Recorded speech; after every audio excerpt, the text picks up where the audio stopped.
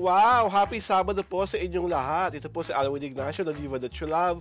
Kasama ko ang aking kumaring ultramaldita. Hi, this is Alex Brosas. This is the TT Show, ang tarayan at talakayin showbiz edition. And of course, we always welcome the show with great news. Dahil po, as of today, we already have 1,797 organic subscribers. That's the adjective of choice, organic. Hindi po kami napapaboost. Talagang kusa niyo kami minamahal at pinapanood. Kaya maraming salamat po. So, Mare, ano ba itong easy chikahan natin na talagang gumulantang sa lahat? Dahil nga ang nagsabi nito ay ang tinaguriang pambansang Ginoo. Oo, ano ang drama-rama ni pambansang Ginoo David Licauco na nangyari sa isang game show, na isang pangmalakasang game show. Ano ba to, Mars? Kasi itong David Licauco at saka si Barbie Fortesa, di ba? Guest doon. Guest doon silang dalawa. Magkakampi sila, magkalaban. Magkalaban na team. Tawag dito, there was this question with a survey question asked by Ding Dong Dantes. Na Maria Blanc, fill in the blank. Sino si Maria na parang kakilala mo? Parang whatever is in your mind. Sino yung Maria? Na may kailangan may apelyido o may kasunod na ano. So, anong nangyari? Si David ba ang unang kinanong? Sa kanya napunta yung tanong. Ngayon, without batting an eyelash, talagang sinabi niya, Ozawa! Siyempre, nagulat. Everybody was laughing. Yung mga teammates niya, mga lalaki. Tapos pumunta nga siya dun sa huli-huling guy. Tapos kunyari, umaarte na kunyari, siya. Parang may binulong, parang siguro. Hiyang-hiya siya. Bakit parang, baka yun ang sinabi, bakit parang yun naisip mo, di ba? Chuchu-chuchu. So, para sa kaalaman ng mga manonood namin, si Maria Ozawa po ay isang adult Japanese actress na adult performer. So, ang ginagawa niya pa, alam na pa, ibig sabihin ng adult movies, di ba? Alam namang sabihin ko pa, porn. Aray ko, my God. So, ibig sabihin, sa kaibuturan at kamalayan ni David Licauco, nanonood siya ng adult content ni Maria Ozawa. So, David, ang tanong ng bayan, kamusta naman ang palad mo? Ay! Makinis pa rin. Makinis ba o magaspang? Ha? At pag ginagamit mo ang iyong mahiwagang palad habang pinapanood ang adult content ni Maria Ozawa, mabilis ba ang paggalaw ng iyong mga palad? Ay, hindi. Paang gumagalaw. Charot! Paang gumagalaw? Yeah, naninigi. Charot! Di ba normally, nag-ano lang naman yun? Nag-ano yun. Pero in fairness, David, maganda si Maria Ozawa in person. Nakita ko na siya sa isang event, sa isang mamahaling hotel, kung saan Maria Ozawa has a game na pinopromote. Ay, nakakaloka. Beautiful, no? Napakaganda. At saka hindi mo siya babastusin in person. Parang, of all the, hindi ko naman sinasabing, wala nga ako nakitang pornstar na pero pag nung dumating siya dito, parang, di ba? Oo. Parang nag-rally yung mga lalaki, makalapit lang sa kanya.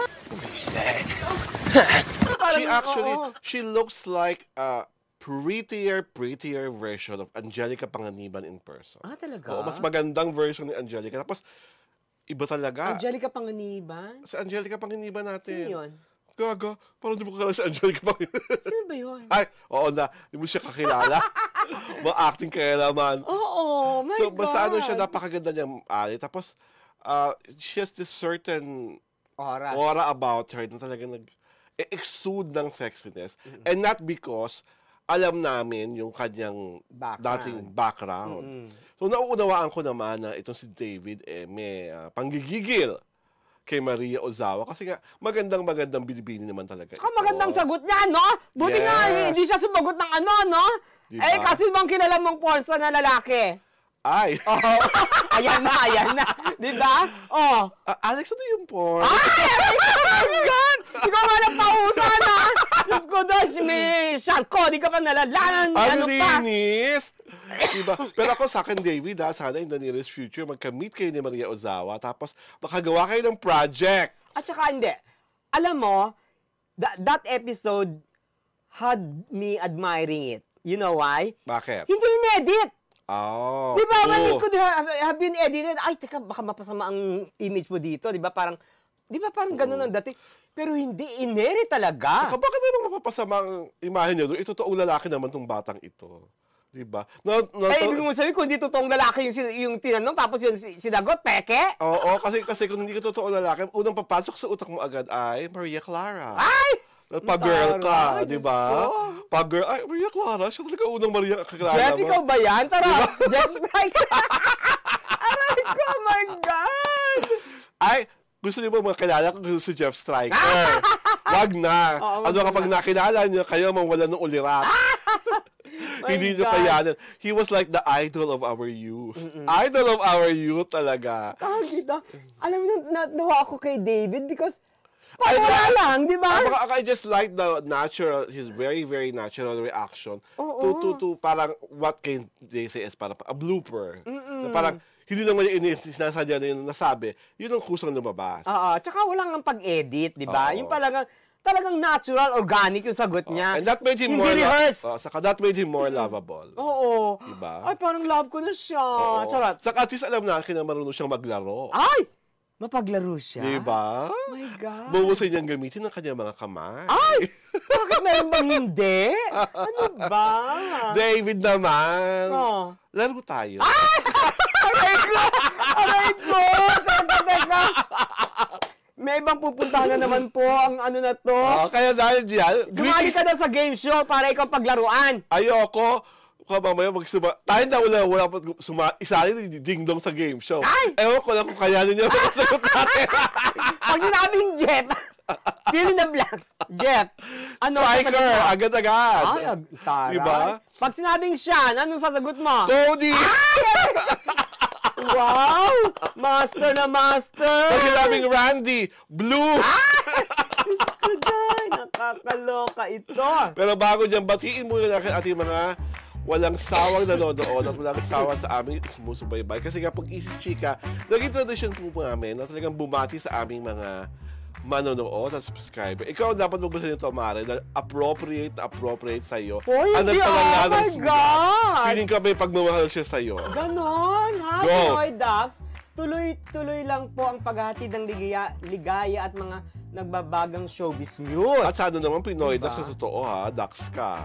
Baka naman title lang yan, di ba? Kay Miss Joy Cordero, more success po sa inyo at more success rin po sa iyo at maraming salamat sa panonood ng The TT Show. Sabi naman ni Girland 0310, taray, dami ng ads and of course, let's not skip them mga katirada. Di ba? Bongga, may mga ads kami at kaya supportan nyo sila. At ito na, galing naman kay Micaela Santos. Bas, gusto ko ito kaysa sa Marites University. May show bang ganon? Ewan ko. Kasi nga, may bias ang host noon, lalo na ang mga katanda at nega na host. Ay! Diyos ko, sino yun? Naku, Micaela ha? Napaka-sweeping ng statement mo. Basta hindi kami nagsabi niyan. Saka ikaw nagsabi niyan.